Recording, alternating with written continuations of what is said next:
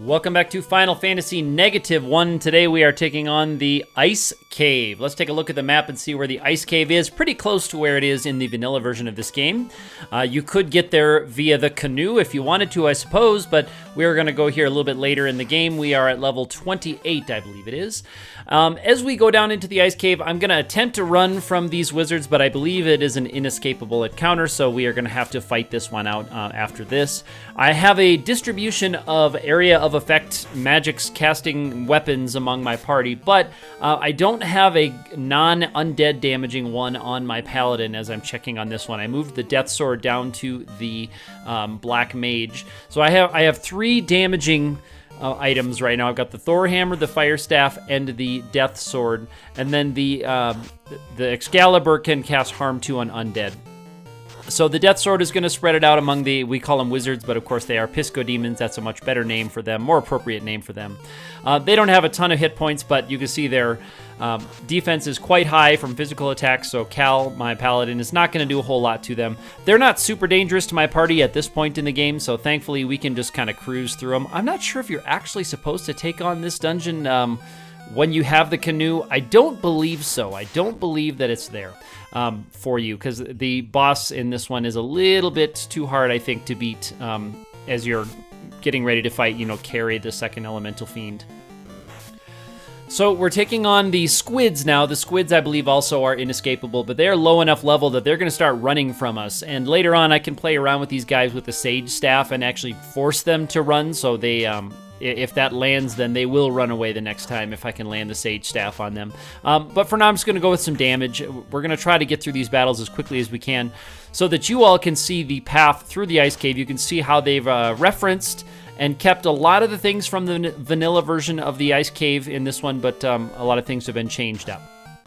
So we're going to go back on. Ice Cave in the vanilla version is famous for having lots of one-hit KO kind of enemies. Lots of things like cockatrices, well, cockatrice is specifically the worst one. The Eye is the boss you fight down towards the bottom of it. The Eye has some instant kill moves as well. Also, undead are pretty ubiquitous in the Ice Cave, so we're going to fight some of the undead. We're going to run from as many of the undead as we can, even though they are quite lucrative for grinding at this point in the game. Large groups of undead, especially given that I can use Excalibur for a free casting of harm too. I can really spread out the love on those undead monsters, so that's pretty cool.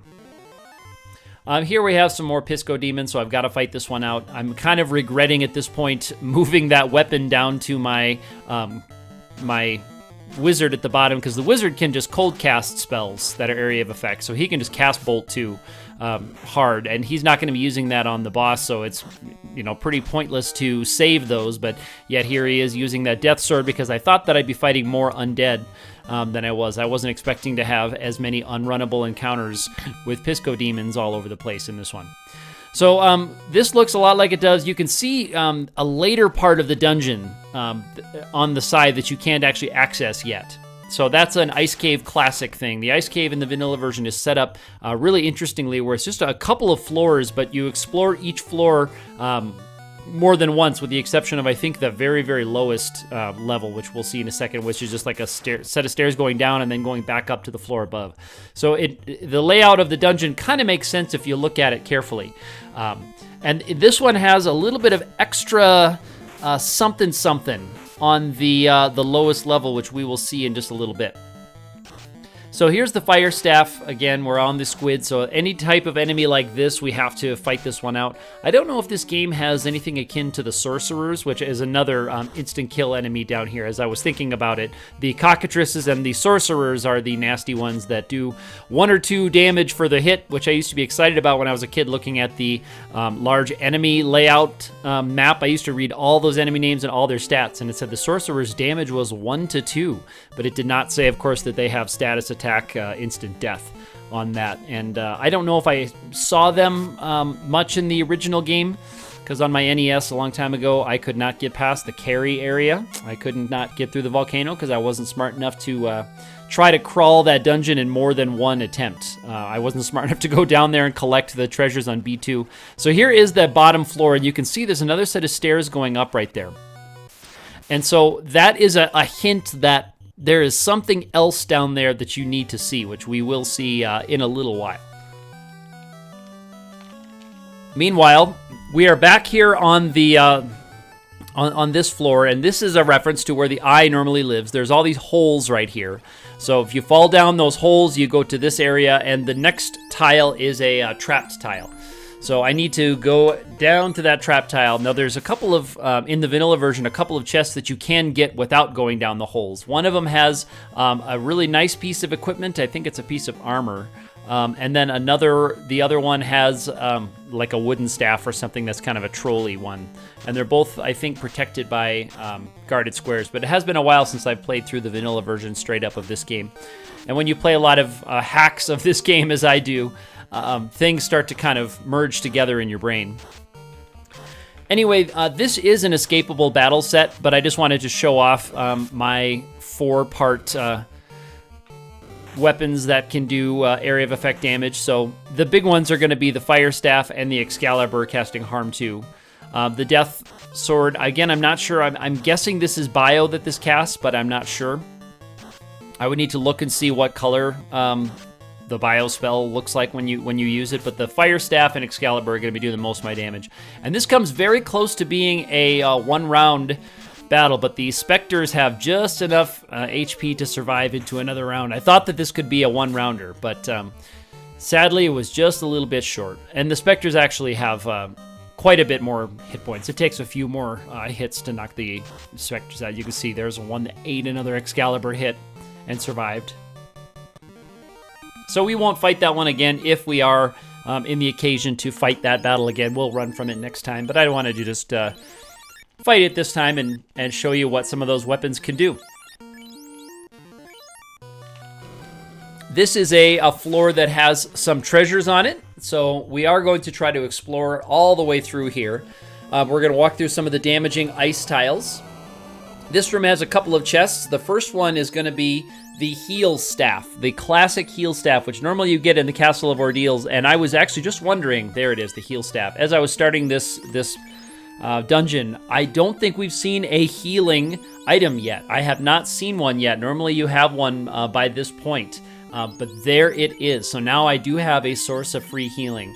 I don't really need it right now because potions can do so much more, but it's good to have anyway. Here is a protected chest with a Frost Dragon and Ice Elemental combo. Now I'm a little bit nervous here as I have not taken these on before. I don't know if I want to try running away from this. It's possible that this is escapable, but I am just going to go for Fire 3. And as it is, you can see 1 300 damage Fire 3 knocks out the first Frost Dragon, and then my Paladin takes out the other one. So it's not much of a problem. And so I probably didn't need to burn that spell, although it was nice to have both dragons go down in the first round. And here, I'm not even going to have my Black Mage cast another spell. I'm going to have him use that Heal Staff so we can see how much that'll heal. So it heals 174 up to 199, so 25 hit points on the wizard. So that's a pretty nice little chunk of HP to get back. Now there's the ice armor. The Paladin there is already protected from the ice element from the ribbon, and the Viking is also protected because of the dragon armor, so I don't really need it, but I'm just moving it around. I didn't check the absorb. I probably should have checked the absorb to see which one was better, but I didn't. We're going to run from this undead fight.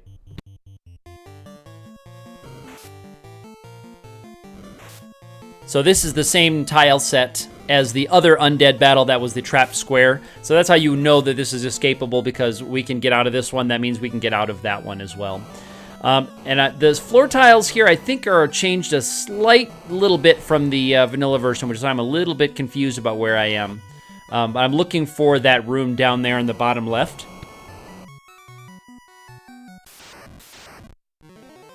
And as we're running from this fight, that room in the bottom left in the vanilla version of the game has 6 chests in it. And the chests all have money. And you can get to all of them except the last 2 without a trapped square. The last 2 are protected by a trapped square with a bunch of frost wolves. And I think maybe frost giants can pop up in that tile set, but I'm not sure. So we'll take a look and see what is in that room in this version and see how much has been changed.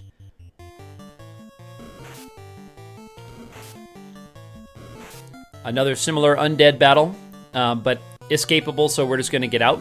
So here's those chests, but again, I'm not sure what nasties could be protecting these tiles or protecting these chests, so I'm going to heal up before I go in these. It's kind of a good rule of thumb in any Final Fantasy 1 hack or patch that you want to heal up anytime you're going to walk into a room, because the trap tile can be right in front of the door. And that's an instance of my controller, my third-party controller registering directional buttons the wrong way. When I push down, sometimes it registers them as left or right. So that was just a very simple, escapable Frostwolf battle, and it is indeed just gold in those chests.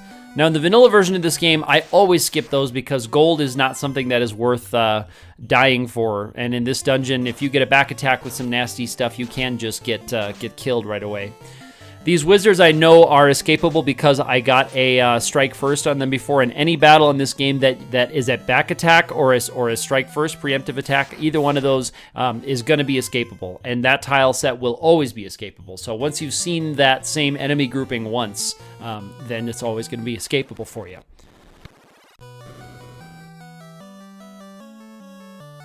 Area we can get this chest, and then there's a chest that we can see but we cannot access. We can't get to that chest from this room, so that makes me make a mental note to come back to this area and find that in a second crawl, which we will see after the completion of this one.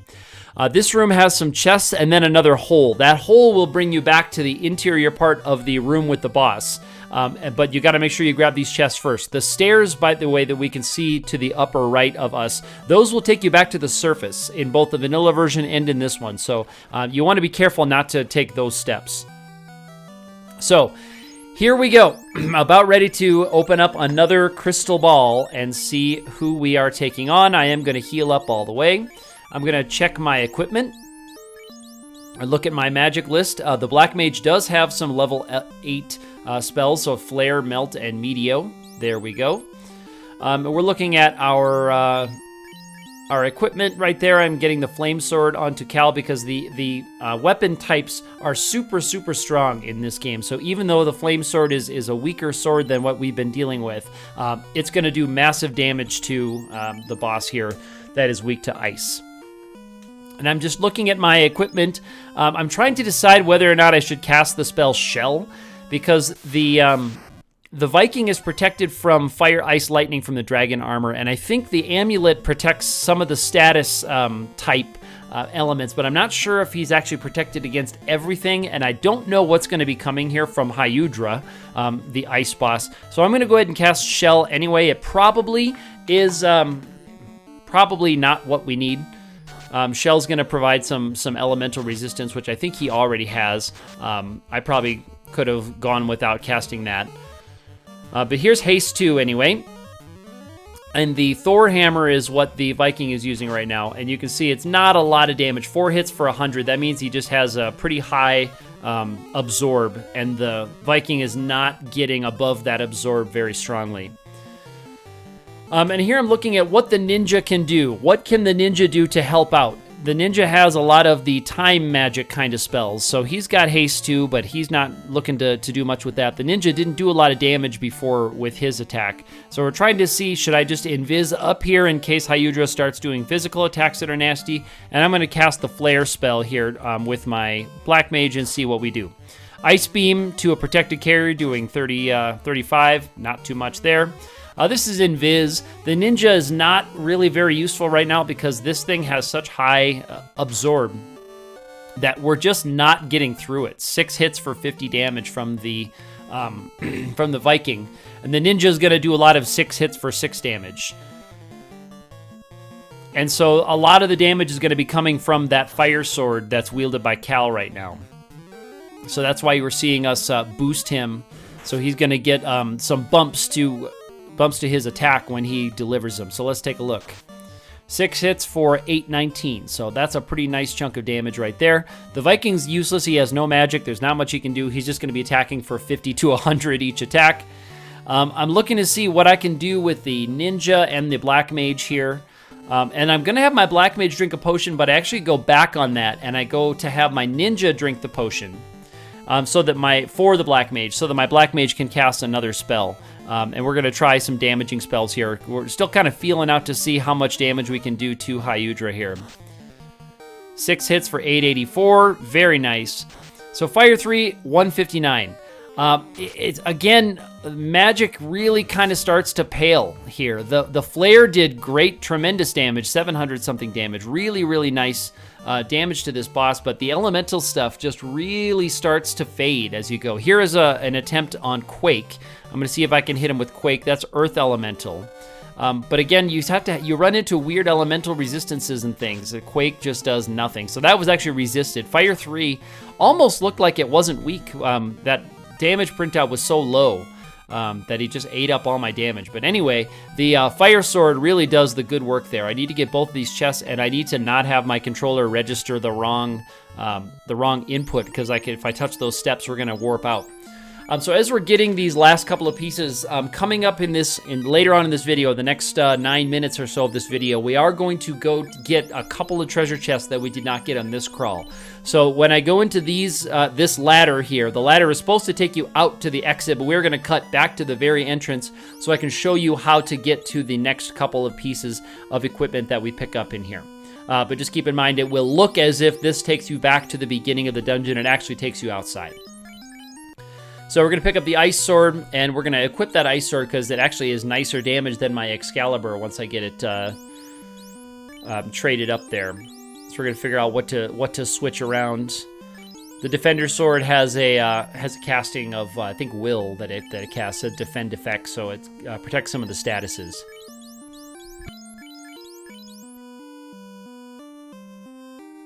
Cal is my experience leader, by the way, because Cal is the sturdiest of my party. Again, there's a cut back to the very beginning because we're going to go down to that chest that we just saw from the corner there but could not access it, and it's actually on B1, so it's on the first floor of the dungeon. And I kind of surmised that it was down here and wrapping around to the right, and indeed, that's where it is. So we're coming down here and wrapping around right there. So again, those steps that go up there, it's not like a secret tricky warp steps. The steps that go up that are, we call them, I don't know, I call them the tricky steps, is you are on B1. If you're watching carefully how many floors you've gone down and how many floors you've come up, those steps should take you to the outside. Those steps should transport you to the beginning of the dungeon. And so it's not really something that you want to be scared of, but they are your exit once you get there, because I think the eye does not have a warp tile nearby. So this is the chest. I'm thinking it's the ribbon, and it is a Save the Queen. It's the Night Sword Save the Queen. And so I'm curious here as to what value Save the Queen is going to give me, because I've just got the Ice Sword. That's a step up. Excalibur is the other Night Sword I have. That one is the Holy Elemental spell. So I'm going to drop another hammer that is not a casting hammer. I'm going to pick up Save the Queen and see what we can do. We're going to look at our stats, and we're at 8296, and we're going to equip the Queen Sword, the Save the Queen. 8296 to 4894, so a huge downgrade in damage and a downgrade in accuracy as well from the Ice Sword. So I'm not really sure what the Queen Sword is. I tried it in another battle, and I don't believe anything happened. So I'm not sure what value the Save the Queen Sword is. So we did a warp to go back here to the beginning, because now we're going to go find the ribbon. And here's where you're going to see on the very, very bottom of this area, there is another place you can go to. And I found it just by luck. So I cannot tell you that I knew this. I can't tell you that I was an expert in this. We are crawling from the beginning just to show you where it goes here for the next couple minutes of the video. We're just going to be running from these battles. This is going to look a lot like it did on our way down towards Hyudra. So we're going to wrap ourselves around, go down, down, down, back up. We're going to go to the room with the holes, and then we're going to fall through one of the holes, but it's going to take us to a different area. So there is at least one of those holes that takes you somewhere else. So that was the challenge in this one in finding the ribbon, was finding the correct hole to go into. But I was lucky that I just got it on my second try here. So I don't know if there are multiple holes that take you down to the ribbon area. I happened to just go because I was trying to find my way through here. So that squid, it said teleporting away. That squid, if it gets an action here, it's going to run away. So we're going to see if it gets a turn first, and it's not going to because it got a massive hit from the Masamune. And there we go. So I don't know if you were meant to just keep falling down holes and trying over and over and over again. Probably you were in this patch, but I happened to just find it right away. Unless there are multiple holes that you can do that to. Here I was just checking to see if there was anything down here because I knew there was a ribbon in here. One of the sages way back at the beginning of the game in Corneria says that there are 4 ribbons hidden throughout this game in 4 caves, and I found a ribbon in each one of these other optional dungeons, so I knew that it had to be incoming here. So here's some ice elementals. Very nice. I'm going to see if this is an escapable tile set, and it is indeed an escapable battle, so we are out of there. And here I'm searching this room to see if there's anything. I know how to get to the stairs, but I'm just searching this room to see if the ribbon is in this room. I'm just kind of examining everywhere I can, every place that I haven't been to yet in the ice cave. I'm looking to see what I can find.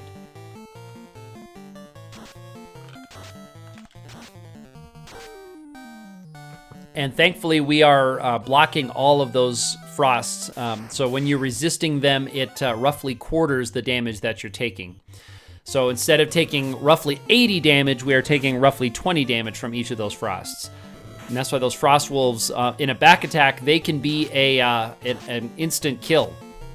Because you can get 6 frost wolves in a back attack, and they can all do the frost ability, each one doing roughly 80 something damage. So they can be really scary if you're not protected from those elements.